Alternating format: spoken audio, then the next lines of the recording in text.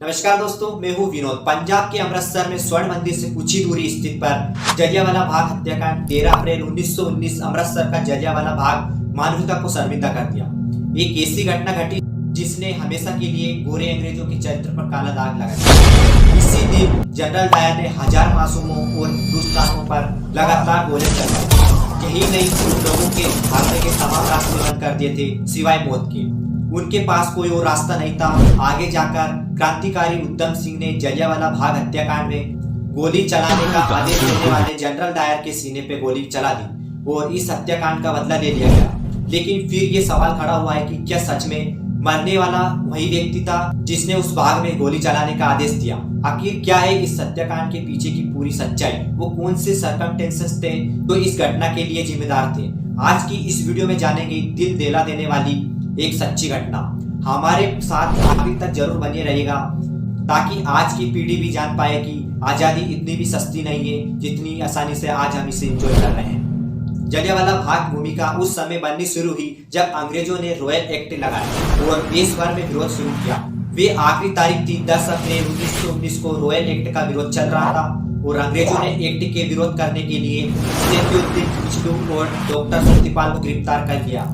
Royal act को उस समय का काला कानून कहा गया था। इस कानून का विरोध महात्मा गांधी ने भी किया था और उसके पास होते ही पूरे देश में इसका जबरदस्त विरोध शुरू हो गया। रॉयल एक्ट के इस कानून के मुताबिक अंग्रेजों ने बिना किसी जांच पड़ताल के जब चाहे किसी भी भारतीय को गिरफ्तार करके जेल भेज सकते थे।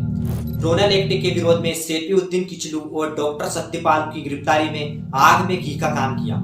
वो जनता का आक्रोश अपने उफान पर था, लेकिन उफान से पहले ही वाली शांति छा गई। लोगों ने एक बड़ा विरोध प्रदर्शन करने के लिए 13 अप्रैल 1919 के समय सुबह जलियांवाला बाग में एक बड़ी सभा करने का निर्णय लिया। सारे के सारे लोग इकट्ठा होते ही वहां पर रॉयल एक्ट का विरोध होता और साथ ही उन दोनों गिरफ्तारी विरोध में स्वरमुखर हुए। जलियांवाला बाग में 13 अप्रैल को होने वाली इस रैली की खबर जनरल रेजिनाल्ड डायर को पता चल गई। 13 अप्रैल 1919 को पंजाब में बैसाखी का दिन भी था। वैसे भी पंजाब में बैसाखी की बड़ी धूमधाम से मनाई जाती थी। लोग एक तरफ बैसाखी का जश्न मना रहे थे और अपने से मिल रहे थे और दूसरी तरफ इन सभा की तैयारी चल रही थी। लेकिन जनरल डायर ने इस सभा के खिलाफ पहले से ही तैयारी कर ली थी।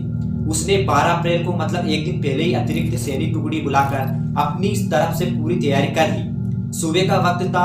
लोग बैसाखी त्योहार के चलते खुशियां मना रहे थे और अपनों से मेल मिलाप करने के बाद लगभग 25,000 से ज्यादा जलियांवाला बाग में एक आम सभा के लिए लोग इकट्ठा होने लगे और इधर जनरल डायर ने अपनी पूरी सैनिक टुकड़ी लेकर जलियांवाला बाग की तरफ चला गया।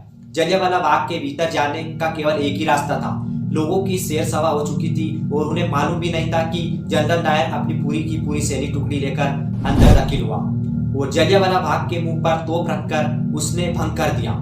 उसके बाद अपने सैनिकों की पोजीशन लेने के बाद जनरल डायर ने सीधे लोगों पर फायर का आदेश दिया। बिना किसी चेतावनी के, बिना एक शब्द के जनरल डायर का आदेश का पालन करते हुए सैनिकों ने अपनी अपनी बंदूक का मुंह खोलकर लगातार लोगों पर गोलियां बरसने लगी। जलियांवाला बाग में जनरल डायर ने 50 राइफल और इतनी ही गोली लेकर पहुंचा था। इसका मतलब है कि पहले से ही डिसाइड करके आया था कि उसे क्या करना है। जवानों ने इस दौरान लगभग 10 मिनट में 1600 राउंड फायर की। लोगों को ना संभलने का मौका मिला और ना ही बचने का। जवान बिना रुके लगातार फायरिंग कर रहे थे। जनरल डायर ने कुछ आदेश इस तरह से दिया था कि फायरिंग केवल बंदूक में गोलियां लोड करने के दौरान ही धीमी पड़ती थी, वरना यहाँ मौजूद जवान लगातार लोगों के ऊपर फायर कर रहे थे।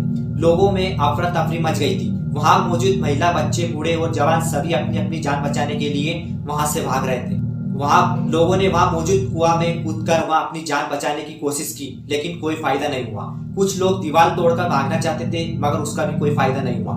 जनरल डायर ने सैनिकों ने हर किसी को चुन चुन कर मारने की कसम खा रखी थी। बाग के जिस कुएं में कूदकर लोगों ने अपनी जान बचाना चाह रहे थे, उसमें से 120 लाशें निकाली गई थी। जिस कुएं में कूदकर मरने वाले लोगों के खून कुआं से भर गया था। कुएं को आज भी खूनी कुएं के नाम से जाना जाता है। और इतनी ही नहीं, इस बाग में दीवारों पर आज भी उस गोलियों के निशान मौजूद थे।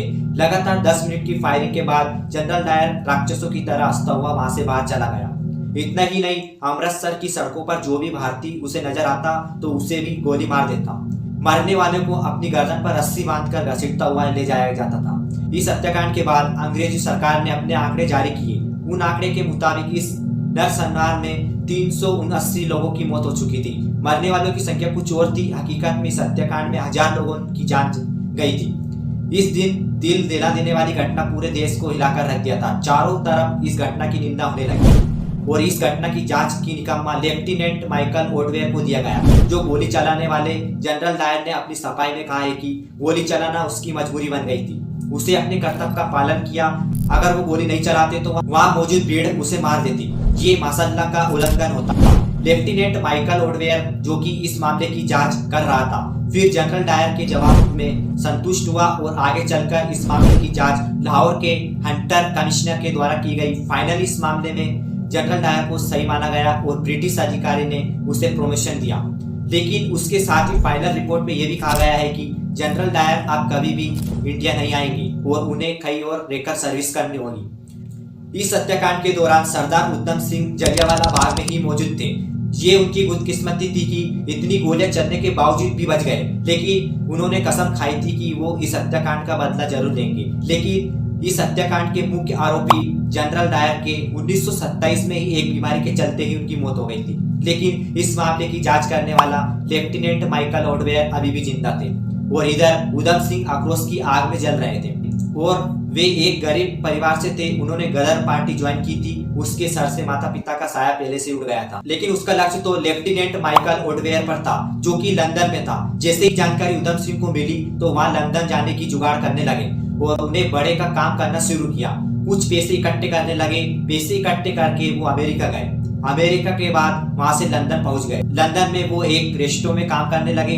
रेस्टोरेंट में काम करते हुए पैसे जमा कर रहे थे ताकि एक पिस्तौल खरीद सके। इतने सब काम के चक्कर में उधम सिंह को पूरे 21 साल लग गए थे। आखिरकार फाइनली वो समय आ गया था जब उधम सिंह अपने करीब पहुंचे। साल 1940 में लंदन के केस्टन हॉल में ईस्ट इंडिया एसोसिएशन और रॉयल सेंट्रल एशियन सोसाइटी की मीटिंग हो रही थी। इस मीटिंग में माइकल लेफ्टिनेंट ओडवेयर वहां पहुंचा था, जो और उधम सिंह एक किताब में बंदूक रखकर ले गए थे। दरअसल किताब के पन्नों को उन्हें बंदूक की आकृति के बीच से काट दिया था और उनके बीच में वे बंदूक छुपाकर ले गए थे।